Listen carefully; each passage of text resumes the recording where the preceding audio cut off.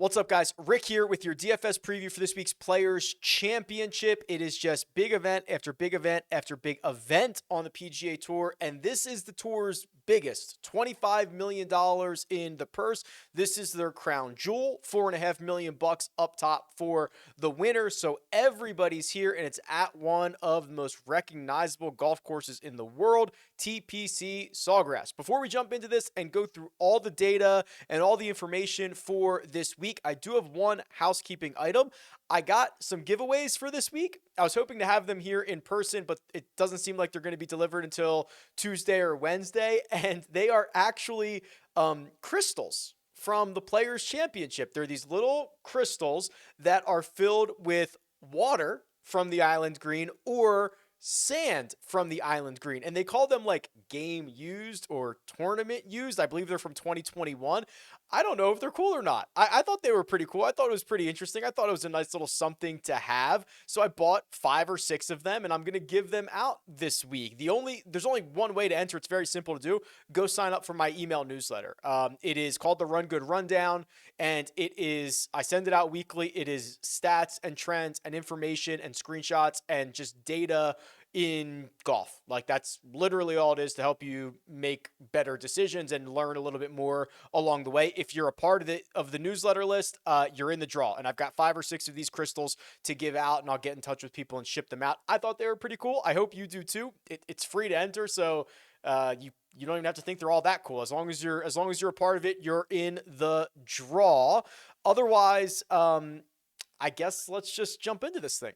Okay, so this is my website, RickRunGood.com. Everything you see is going to be from my website. It is just a giant database for golf betting, for DFS, and hopefully just makes your research process a heck of a lot easier. This is the course key stats tool. So this is a model that looks at the last handful of years of the statistics at every single course, the results at every single course and the statistics for every player for each year. And it builds models for the types of golfers that have success and then what skill sets tend to have more success at one golf course over another. It is not retroactive in terms of saying like, oh, because someone putted well at TPC Sawgrass, strokes gained putting is important. No, it looks at the type of golfer they were for that year and goes back and does it, which I think is a much better way to actually look at this information. And there are 2 stats that stand alone here at TPC Sawgrass. It is strokes gained off the tee. It is strokes gained approach. We would call those the ball striking categories. And it makes a lot of sense. Pete Dye, this is, his most recognizable golf course. If I just showed a picture of the island green to, just general golf fans, I think most people would know it. It's been in all the video games. We play it every year on the PGA Tour. Like, it's just a very recognizable hole, very recognizable golf course. You really are able to separate yourself from not only from tee to green, but obviously in the ball striking categories, and the data backs that up. There's really no opinion in that whatsoever. It just says the guys who have been the best ball strikers in the years of each tournament have played better at TPC Sawgrass than the others. So the way this reads, strokes gained off the tee with a rank of 7. That means there are only 6 other courses in which strokes gained off the tee is more important. Approach, 9th. That means there's only 8 other courses in which strokes gained approach is more important. And then all the other stats, distance, accuracy, putting, and around the green, they're all like in the 20s or 30s. So these are really 2 outliers in terms of importance for this week.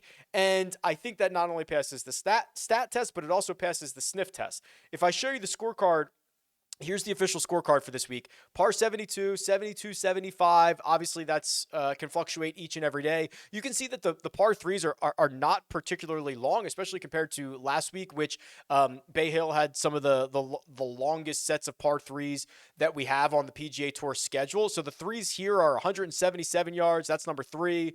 Number 8 is the longest by far, 237 yards. 13 is 181. And then obviously the island green, 17th. It's no more than a wedge. It's 137 yards. It's just much more demanding because there's only the green there and there's really no true bailouts. You got to hit your wedge and you got to hit it good. And then obviously the added pressure and everything else that goes along the way. Then the 5s are pretty gettable as well, right? I mean, we've seen 2 be super gettable. That's only 532 yards. We've seen 11 be really gettable, 16 really gettable. 9's the longest. It's 602 yards on the scorecard, but the 5s are really where you can kind of make your hay around this golf course. And if we go back and look at the regression model, that's not only just bared out via our eyeballs watching this event for the last however many years, but it's also one of the most important stats. So the main stats, the ones that I think are the best, the strokes gain metrics, the driving accuracy, the driving distance, they're in this web model. But then I put every other stat here, and some of these are pretty noisy, but you can start to build some ideas around what the better ones are. So like strokes gain off the tee is the actual most important stat. Approaches from over 275 yards is next. Okay, I would say that's noisy. That doesn't, I mean, so guys have so few shots a hit in a year from over 275 yards that is just a coincidence. That is really noisy. I would not care about that. Next is strokes gained approach. Okay, makes sense. That's a great stat. Eagles is next. Eagles per hole or holes per eagle is next. Okay, that kind of makes sense. You got to score guys that can make eagles hit it long. They usually eat up par 5s. Then you go look and say, oh my gosh, par 5 scoring average is next. Okay, that's really interesting. And then scoring average in general is right after that. So this starts to really tell a story. I mean, you can even go further. Approaches from 150 to 175 is next. Going for the green is next. That's a par 5 stat in general. Approaches from 175 to 200. So now we've got a pretty, this makes a lot of sense. So now the story that we're telling is find, or the story that the stats are telling, the regression model is telling, is find good ball strikers or great ball strikers, primarily from 150 to 200 yards, who can take apart the par 5s. That is really what this says. And when we run a custom model, I've got the custom model here on RickRunGood.com. You can put any stats in you want. I'll throw all of these stats in, and we'll see what players come out. But we're getting a really strong story right now. The other thing that I will note before I scroll down and show you the players that fit this model the most is that this course is chaos. You thought last week was chaos. Florida in general is pretty chaotic. There's water lurking everywhere. There are very few guys with really strong elite course history. Most guys who even have the best course history miss a cut or two in the last 5 years. It is just very easy to miss the cut here. And I would encourage you to kind of embrace that volatility a little bit this week. Don't get too caught up on if some of your stars miss the cut. It is going to happen. It is a very, very crazy week. Okay, so we take everything we learned up top. We scroll down and we decide how many rounds we want to use. Do we want to use the last 24, last 36? I don't know. I like to use the last 36 rounds. And what the adjusted fit will do is it'll take all the numbers from up top, look at the last 36 rounds for every single one of these players, and say whose game fits this golf course in the last 36 rounds. A little bit of a surprise out of the gate. Tyrrell Hatton's number 1. He's been playing great golf. Played great golf last week. What does he do well? Well, when he's going right, it's the ball striking. He actually is a tie in adjusted fit with Jon Rahm. And now Jon Rahm, I feel like he wins the adjusted fit almost on every single golf course in the world. But Jon Rahm is tied with Tyrrell Hatton for the best fit. Tony Finau, Scotty Scheffler, Jason Day, rounding out the top 5 with Rory McIlroy, Colin Morikawa, Max Homa, Will Zalatoris, and Patrick Cantlay at 10. I will note, Ryan Fox is 11. We might be using some Ryan Fox this week. He's in the $6,000 range. We'll talk about him in a few minutes, but those are the guys that are the best adjusted course fit. We'll obviously run a model in a second, but let's go over to the cheat sheet and talk through this field pricing tier by pricing tier. 4 golfers over $10,000. Jon Rahm 11.8, Rory McIlroy 11,000, Scotty Scheffler 10.6, Xander Schauffele 10,000. Not much of a surprise here. I will note, remember, this pricing did come out early, right? It came out before the conclusion of the Arnold Palmer Invitational. I think it came out on Friday afternoon or so. So, nothing has been taken into account from the API last week. Let's start with Jon Rahm here.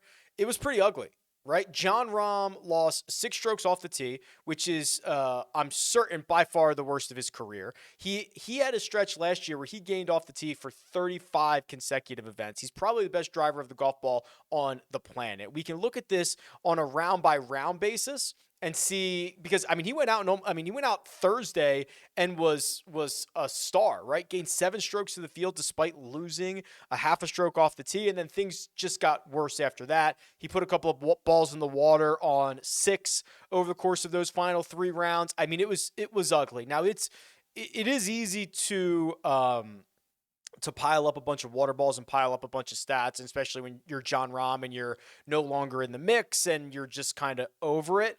I'm a little bit worried about it because he has not been as sharp with the driver. He wasn't great at Riviera.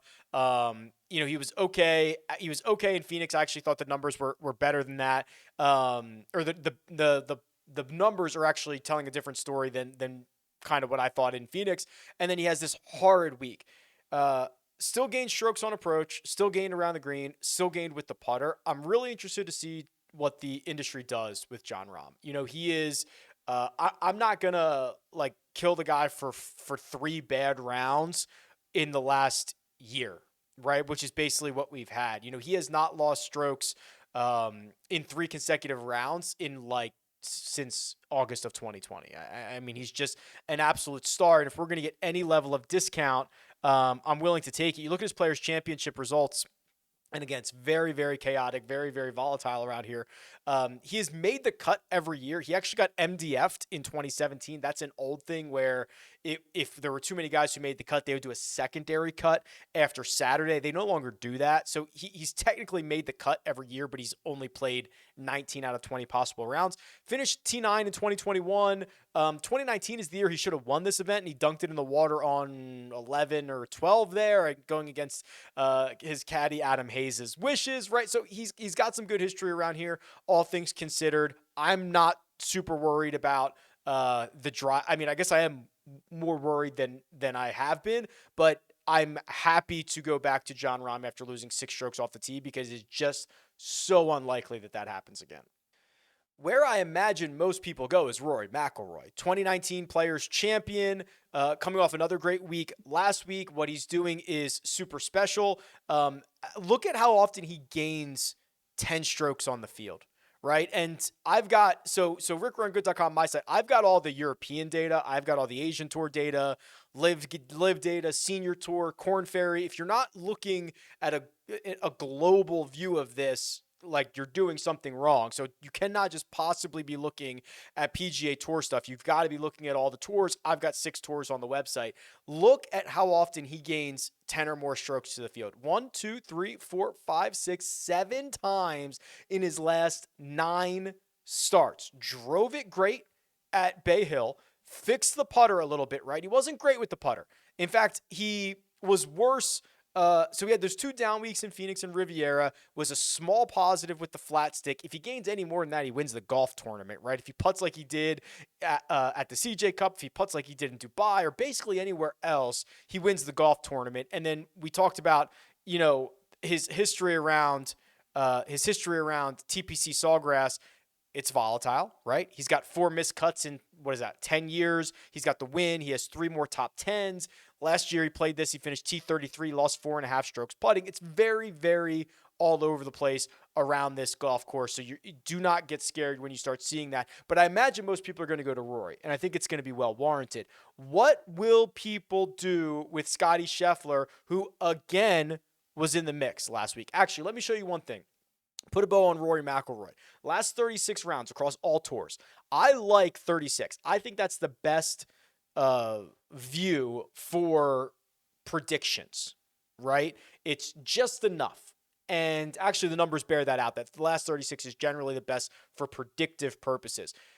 As of right now, after the Arnold Palmer Invitational was loaded into the database, for the first time in a long time, Rory McIlroy overtook the number 1 spot from John Rahm in the last 36 rounds. So it's 2.75 strokes gained per round for Rory, 2.7 for John Rahm, 2.1 for Scotty Scheffler. Spoiler alert, the only other guy gaining over 2 strokes per round is Jason Day. We will get to him in just a second. So Scotty Scheffler has been phenomenal. From tee to green, actually, if we do a longer look here on tee to green play, like let's do last 100 rounds. So Scotty is second over the last 36. Okay, he's still second over the last 100, both to Rory McIlroy. This stat profile, I've talked about this a lot. Look at these numbers for Scotty. From tee to green, he's an absolute killer. Second in the field in tee to green last week, he gained 10.5 strokes. 13 in Phoenix. 10 in Houston, 12 at the U.S. Open, 12 at Charles Schwab. He is nothing. I mean, he's gained tee to green every week dating back to this event last year. It's been a year. He hasn't lost from tee to green. And I'm pretty sure, remember last year was even more chaotic because there was like a 3-stroke difference in the weather waves because that huge storm rolled in and the guys had to go back out there and play like round 2 on Saturday morning or whatever it was, and they got blown off the golf course. And they it was Xander, it was Morikawa, it was Koepka. I think Scotty Scheffler was on the wrong end of the draw. All these guys just got wiped by the draw. Actually, Scotty ended up making the cut, but I'm pretty sure he was in the wrong end of it as well. So keep that in mind when you look back at last year's data. If Scotty Scheffler gains 2 strokes with the putter last week, he wins the golf tournament. I'll say that again. If Scotty Scheffler gains 2 strokes with the putter last week, he wins the golf tournament, which is something that basically you could say a lot since that. Since his putter cooled off, which was the Masters.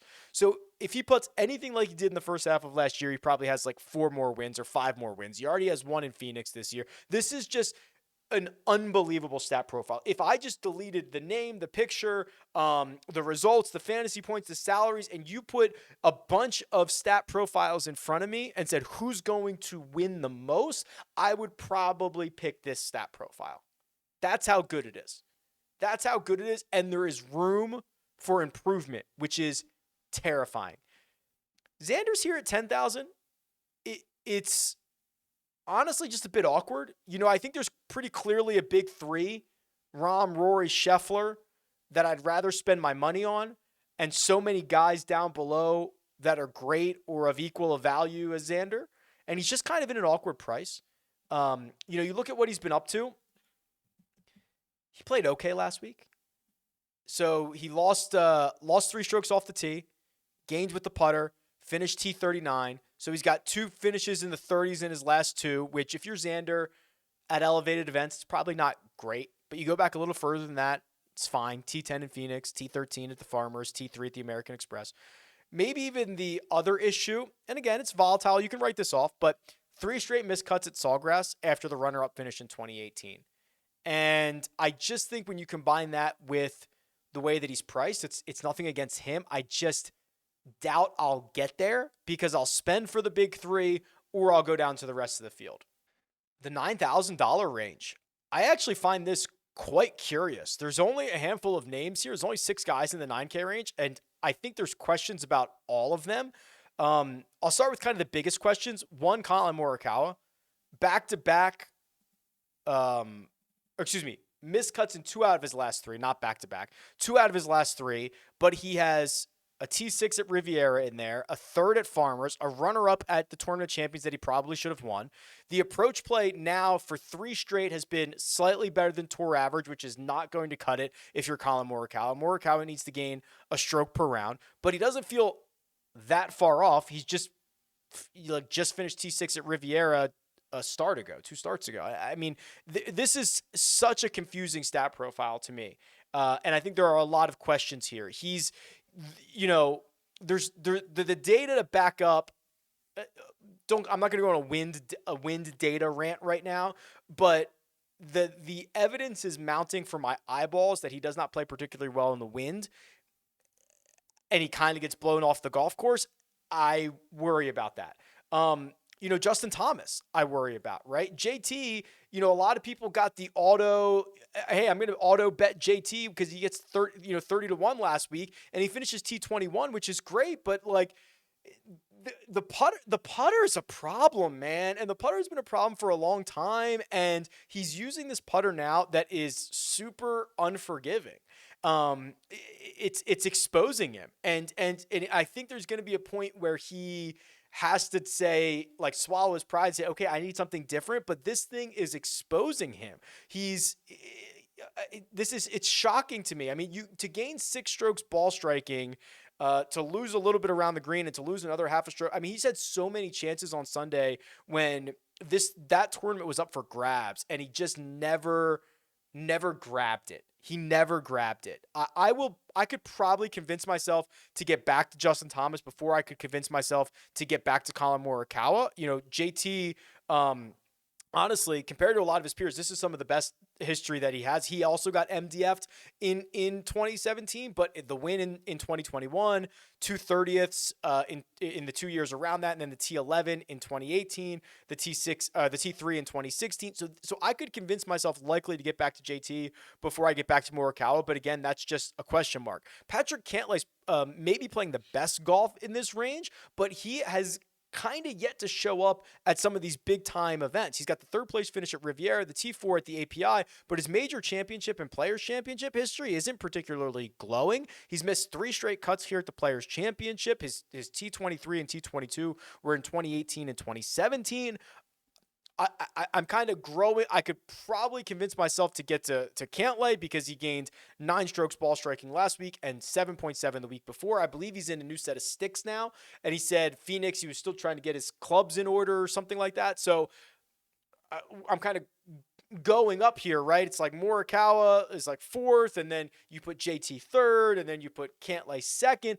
The one who's probably most interesting is Max Homa. I think he has the least number of question marks. He shares the same distinction of like, hey, have I showed up at big events? Whether it's the major championships, but he's been better at I clicked the API, not the Players Championship. He missed the cut here in 2021, but finished T13 last year, gaining 8 strokes ball striking. And, maybe he hasn't been the greatest at the big events, but like the 2nd tier events, he's been awesome at, or at least the tough golf courses, right? He wins at Torrey Pines. He's won at Quail Hollow. He won at TPC Potomac. I mean, he's got some big wins on the resume. Gained 11 strokes in the ball striking categories at API. This is a ball striker's paradise, right? We've already talked about that. So I think out of the 9K range, Homa becomes number 1, and then Finau and Sungjae are kind of also in a similar position to Xander. They're kind of just in an awkward spot here. I'd probably just rather go down to the 8K range. I think these guys are fine. I don't think they're necessarily worth being significantly overweight or significantly underweight on. Before we get to the 8s, which I think are super fascinating, I am going to just show you the Players Championship history around here for the last 5 years. So that's 22, 21, 19, 18, and 17. This event, they played 1 round in 2020 and then canceled it. Hideki Matsuyama was leading after 1 round that year. So here is everybody in this field for their history around the Players Championship. Guys that have a decent sample size. Like Pendrith's only played 4 rounds. He's played it once, but he finished T13. Doug Gim has just 2 starts. That's just, the 8 rounds. Actually, let me go by tournament, not by round here. Webb Simpson, did Webb Simpson find something on Sunday? Made 6 straight birdies on the back 9 at Bay Hill. 6 straight birdies on the back 9 at Bay Hill is hard to say. Obviously won this event in 2018, has missed his last 2 cuts. He hasn't played particularly well coming in, but maybe found a little bit of magic. He's got the best strokes gained total of anybody in the last 5 years who's played at least 10 rounds. Tommy Fleetwood actually sneaks up here as well. The miscut in 2021 is the only blemish. He's got the 2 top 7 finishes during this stretch as well. Adam Scott playing sneaky good golf. Missed the cut here last year, but otherwise he's got 3 top 12 finishes during that 5-year stretch. Keegan Bradley, I don't want to spoil this. I'll spoil it.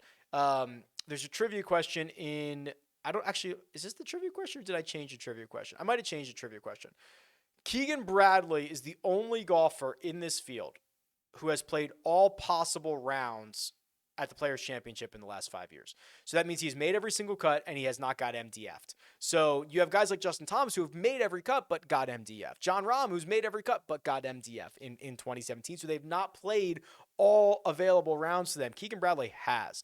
Keegan Bradley has, in his last 4 years, no worse than a 29th finish, a 5th last year, a T7 in 2018. Keegan Bradley's playing some of the best golf of his life right now. We'll talk about him a little bit when we get to the $7,500 range, but just wanted to show you those guys because I do think that the history is important, even though it is volatile around here. Okay, the 8K range. This is really fascinating. So let's go with Victor Hovland at the top.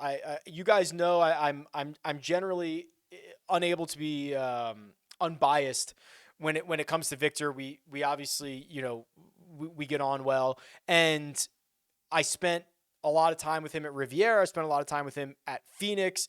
The way that he described his game in Phoenix was night and day from the way that he described his game to me at Riviera. And when I don't know if you guys remember, but the Wednesday at Riviera, the practice round was horrible. It was freezing and windy and blowing 35 miles an hour. I was out there for 9 holes. This kid didn't miss a shot. I know it's a Wednesday, but the ball is cutting through the air. He is much more confident in his game right now. He's much more confident in his full swing right now. And not only is he telling me that, but you can see it in the metrics. Look at his ball striking numbers from his last 5 starts. They've all been measured. Gains 1.5 ball striking at the Tournament of Champions. Gains 2.2 at Pebble Beach. That's only 2 measured rounds. Gains 5.5 in Phoenix. Gains 6 at Riviera. Gains 9.9 at API. We are on an upward trend. But Rick, he couldn't possibly gain again, right? Why not? Look at what he did at the Players' Championship last year. He gained 14 strokes ball striking last year en route to a T9. Lost nearly 6 in the short game categories, which is certainly something to consider. But this was like 3 strokes better than anybody else in the field. So he is feeling more confident in his game, in his long game. The stats bear it out, and he is going to a place that rewards those things. Those are all facts. Valid criticisms are his short game. Absolutely valid criticisms. Again, for the second straight year at Bay Hill, he probably thinks he gave up some strokes around the green. And he lost 3 at Phoenix around the green. He lost 3.7 at the API around the green. They're valid. But this is a ball striker's paradise, and Victor is steaming in the right direction right now. I believe he's going to win soon. And there would be no better than this one. He's very, very close. That game is so close right now. The rest of this 8K range. So, boy, how hard is Jordan Spieth to figure out, right? $8,700, 2 top 6 finishes in a row. The 2 finishes were probably at golf courses that he probably shouldn't have had much success at, but here he is. I speaking of worrying about the short game, I really worry about the putter with Jordan Spieth. I think he lost 4 strokes putting in his last 5 holes around Bay Hill last week. Had to whip out the short game magic, gained 6 strokes around the green there. He chipped in. I mean, it was pretty magical. But I worry about that putting stroke under pressure, admittedly, down the stretch. Matt Fitzpatrick. So we kind of got the pre-tournament update that he is not 100% with the neck, thanks to Dan Rappaport last week, but he is feeling better, and he was shot out of a cannon. In fact, let me show you the live leaderboard, because he was the best ball striker over the first 2 rounds last week. Let me see if I can find this. I think it was 8 strokes, something like that. Yeah, 8.2. Then over the course of the final couple of days, he was not as good. Where are you, Matt Fitzpatrick? Oh, because I'm sorting by, I know exactly what's happening here. There he is. He loses 1.5 strokes ball striking over the final 2 rounds, still ends up putting it up a very good 6.8 strokes ball striking, 6 from tee to green. Let's look at his Players' Championship history. I'm not sure I know that off the top of my head. Cut last year, T9 the year before. Made the 2 cuts prior to that. Okay, that's pretty good. But this is, if he's healthy, he's pretty dangerous at a lot of places. And I'd love for him to be flying under the radar here at $8,600. Terrell Hatton 83. So he popped up as the best adjusted course fit there. Let me show you his stats. And again, this you need the worldwide data. You need it because he's got the T4 at API, the T40 at Riv, the T6 in Phoenix, and look at these numbers: 8.5 ball striking at API, 10 in Phoenix, 8 in Dubai. If you don't have that, what are we doing? Runner up in that Dubai event, T7 in Abu Dhabi. I mean, he's got the T7 at Alfred Dunhill, the 8th at the Italian Open. He's been playing good golf for a long time. If you're only looking at PGA Tour data, you've missed a lot of the good stuff. In fact, his last 7, 8, 9, 10, 11, 12, 7 of his last 12 starts have not been on the PGA Tour. So think about that. Think about what you'd be missing if you don't have access to RickRunGood.com. That's basically the hardest sell I'll give you. Jason Day, we did the power rankings. Strokes gained total over the last 36 rounds. Remember who it was. It was Rory, Rahm, Scheffler. The big three. Literally the big three that everybody's like, oh, all these guys could be the number one player in the world. Jason Day is fourth, the only other guy gaining 2 strokes per round or more. He's healthy. He's playing well. He's back at it again, right? He had another T10 last week. It's incredible. He's gained at least 3.5 strokes putting in 5 straight. That's vintage Jason Day, and he's supplementing it with some pretty darn good ball striking. This is really, really impressive now. So dating back to, so he missed the first cut out of the gate this season. That was the Fortinet. Since then, he has one finish outside the top 21. He missed the cut. He missed the cut at the RSM Classic. Everything else is a top 20. Do you think he's got any good success around here? I don't know. Has he hoisted that trophy? Has he hoisted that gold boy? Sure did. 2016. Missed the cut here last year. T35 the year before, T8, T5. So that is 3 top 8 in his last 6 trips, including a win. J-Day, baby. I think we gotta kind of fire him up. The 7s, still really good golfers here. Pretty terrified to go back to Sam Burns, right? That was a very ugly missed cut at Bay Hill. I mean, he lost 9 strokes on approach. It's hard. That's not great. And it's even more worrisome because he lost 9.5 ball striking at the Tournament of Champions. 2023 has not really been great for Sam Burns, which is unfortunate because I've got very high hopes for Sam Burns. I love his game. I love the upside, but we have not seen it here. Matt McNeely's back. McNeely, so I'm probably just going to take a wait and see approach. From what I understand, that injury that he had was pretty bad. He withdrew at both Phoenix and both Pebble Beach, both of those events. I think it was a shoulder injury, and I think it was kind of like they knew right away in Phoenix that he was going to be out like multiple weeks and like a month and whatever. I don't know. I don't know the extent of it, but I'm under the impression it was not very good. We'll see if he's 100%. Hopefully somebody asks him about it, but I will probably take a wait and see approach here. Worth noting. Well, okay. I guess I'll wait till I get down there. I'll do the Adam Scott stuff because I think Adam Scott's playing pretty decent golf right now. He's got the good history around TPC Sawgrass. He's got the T31 last week, which he drove it really well. I wish he was hitting it a little bit better on his approach shots, but he's kind of putting it together a little bit, right? Made the cut at Genesis, T21 at Sony. Hasn't played a whole lot. He had that Australian Open runner-up finish at the end of last year. I just kind of trust him a little bit more than some of these other guys. But the 2 guys at 7,500, Keegan and Ricky. Let's start with Ricky. He is literally the hottest golfer in the field over the last 30 rounds. So what does that mean? It means compared to their 100-round baseline, are they above or below that, and by how much? So the way this reads is that in the last 30 rounds, Ricky Fowler is 1.01 strokes per round better than his 100-round baseline. Your 100-round baseline is basically like who you are, your true DNA.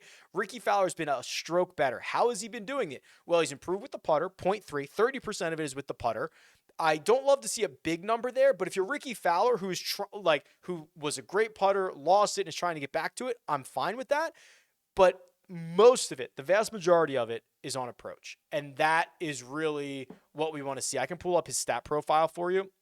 just so that you can see the actual numbers behind it and see how green it is and see all that fun stuff. But yeah, this is now gaining strokes on approach every event of this season. That is 8 measured events. The only one that was not measured was the Zozo Championship. He finished runner-up there. So we're going to assume he probably hit it pretty well. So I think it's safe to say he has probably gained on approach in 9 straight every event this season. So things looking really good for Ricky. Obviously, he has won this event before.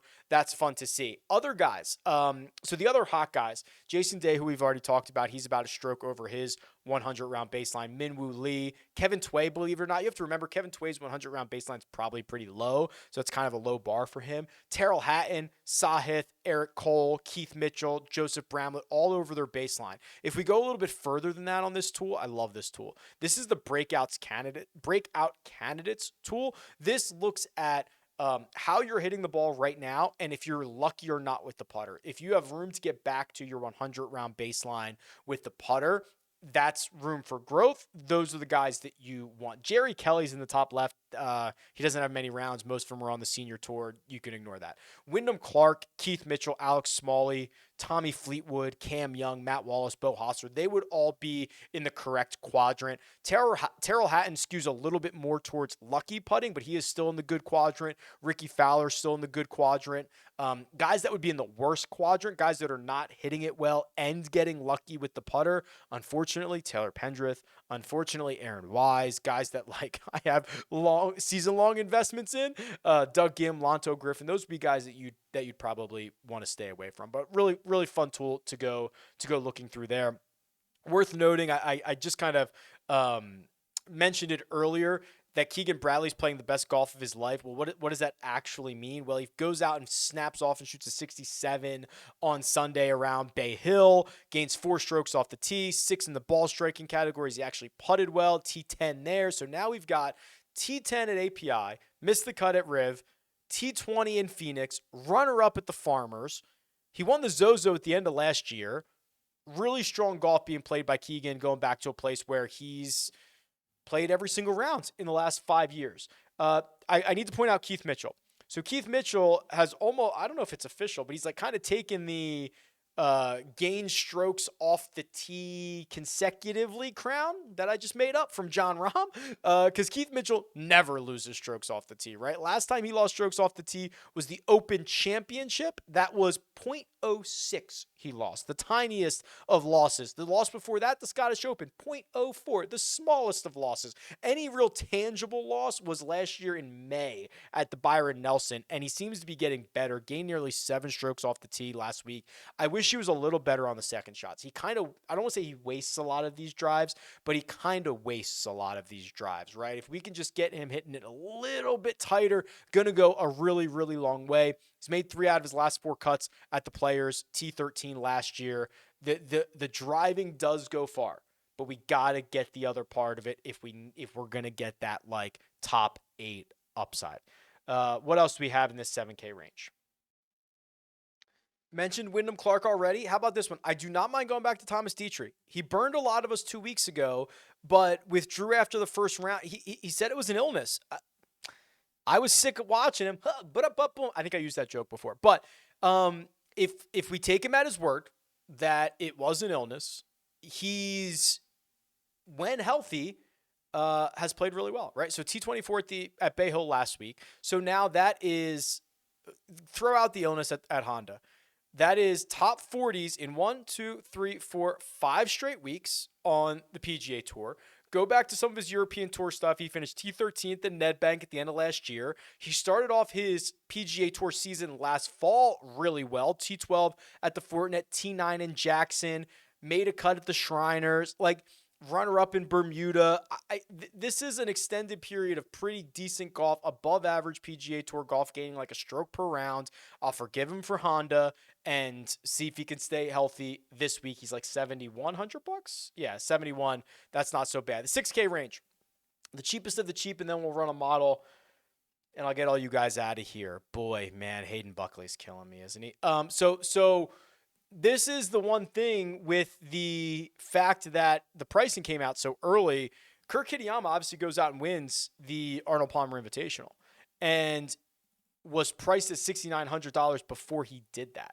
So now I imagine you're going to see a pretty inflated ownership. I don't know if that means he's going to get to 10%. I don't know if it means he's going to get higher than that, but like whatever Kurt Kitayama was going to be this week, he's going to be a lot more now. And if the pricing came out afterwards, would he be, if the pricing came out on Monday of Players Week, would he be $7,900, something like that? So people are going to think that they have a built-in,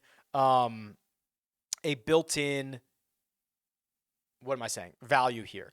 And he, barring the miscut at Riv, the T23 and the T29 at the 2 starts before that, Phoenix and Pebble Beach, they're okay, right? Just little positives every single week, nothing crazy, and obviously the ability to pop. So I get it. Probably won't be for me because it feels like chasing a little bit, but wanted to point it out. Also, while I have you, this is the most amazing thing I've ever seen. If I know you guys who have been following this for a long time, like Team No Putt guys, Emiliano Grillo did it. I believe this is the Holy Grail. From my understanding, and I guess I could confirm this, he was number 1 in tee to green play. Was this right? Or was he top 5? Let me just confirm this. Yeah, magic. He was the best tee to green player in the field last week and the worst putter. That is absolutely incredible. I'm not sure it's ever happened before. 10.6 strokes from tee to green, lost 9 with the putter. We hail to Emiliano Grillo, our Team No Putt king. That's it. That's the Holy Grail. It's been done. I just unbelievable stuff. Unbelievable. I did want to point out Ryan Fox here. So he fit that the course fit model really, really well. So he's $6,700. Let's pull up his stat profile again. Another guy who's certainly a global player, big, strong, hits at a country mile, finished T14 at the Arnold Palmer Invitational, gained basically across the board, 0.13. He lost off the tee, finished T17 in Singapore and T11 in his European Tour start before that, T20 before that. So that's 4 worldwide, 4 straight top 20s, with the last one being the Arnold Palmer Invitational. And the European strokes gain data that we do have, you can see he's got some pretty elite ball striking weeks. The 9 strokes he gained on approach in Singapore, the 7.7 he gained at the Ned Bank. The week before that, 7.5 in Mallorca, 7.6 at the Irish Open last year. So he can get really poppy in the ball striking categories, which is awesome. And this is not, it's probably not going to be too big of an event for him. He has not played the Players before, but he's played a ton of major championships. He's played, let's see, PGA. If you hold control or command on a Mac, you can get multiple selections. That goes across the website. I should probably let people know that. He's played like 15 majors. Yeah. He's got mixed results. He's obviously missed some cuts, but he's played the PGA, the US Open, and the Open Championship, and he's got decent results for a guy of his caliber. But my point being that, like, he's not shaking in his boots when he plays a big time event. He's done this before. The rest of the 6s are pretty ugly. Maybe consider Nate Lashley. So he almost won. I shouldn't say he almost won, but he finished, I think, tied for 2nd or 3rd in Puerto Rico last week. Where is it? There we go. T3 in Puerto Rico last week, gained 12.5 strokes to the field. T20 at Riviera before that, and he made the cut in Phoenix. So 2 made cuts at the elevated events. T3 in Puerto Rico. This is like a very low bar, but some of the better golf he's played recently. So would not necessarily. Has he played the Players? Of course, he's had to have. He's won on the tour. He's played it once. 71st in 2021.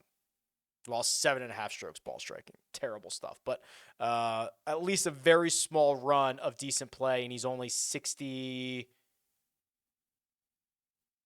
Where'd he go? I thought he was like $6,400. Oh, he's even cheaper. 62. Okay.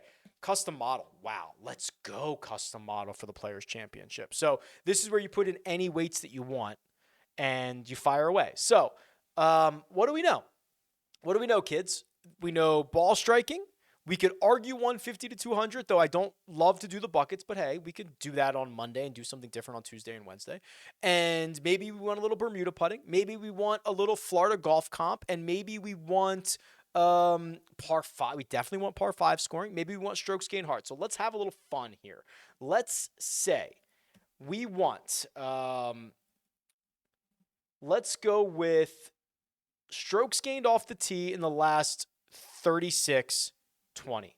Strokes gained approach in the last 36, 20 of our 100 weights. Then just quickly, just for rounding this out, like strokes gained around the green last 36, like 8, and putting.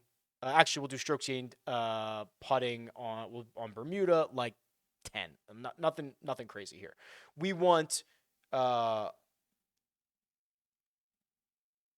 strokes gained hard. I think we want 10. We want par 5 scoring. Let's see what we got here. Here we go. Strokes gained par 5. I think we want to be pretty heavy on this, like 14. I think that's pretty heavy. We've got 18 weights left. So we've done course. We've got hard. Okay, we can do a little course history. Just a little bit, though, because it's super volatile, but I think we want it.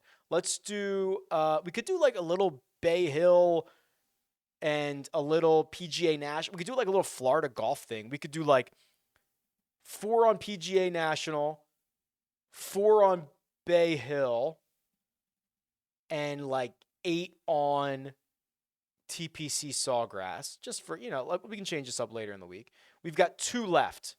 Let's put our last 2 on, I guess, just fantasy points gained. That's fine. All right, our number 1 golfer. Wow. Yeah, I guess no real surprise. Rory McIlroy. Number 2, Jon Rahm. Tyrrell Hatton is 3rd. Tyrrell Hatton is $8,300. He's 3rd. Tommy Fleetwood is 4th, $7,900, and Scotty Scheffler is 5th. So the big 3 is being split by Tyrrell Hatton and Tommy Fleetwood. Jason Day 6th. Sungjae, didn't really talk about Sungjae. Oh, he gets that Florida boost for sure. 7th. Cantlay 8, Zalatoris 9, Finau 10. A little bit further, JT is 11, Xander, Morikawa, Wyndham Clark. Victor is at 15. Cam Young is 16. Homa 17. Anybody else? Mitchell's 9. Okay, Keith Mitchell's 19. Johnny Vegas is 20. Those guys are underpriced for where they're ranking in my ranks here. Fowler 21. Spieth is 26. That's not good for his price. Ryan Fox 30th at 6,700. That's pretty good. I'm just trying to see if anybody's like Tom Kim doesn't rate well for this, unfortunately. Just trying to see if there's any out. Hideki doesn't rate well.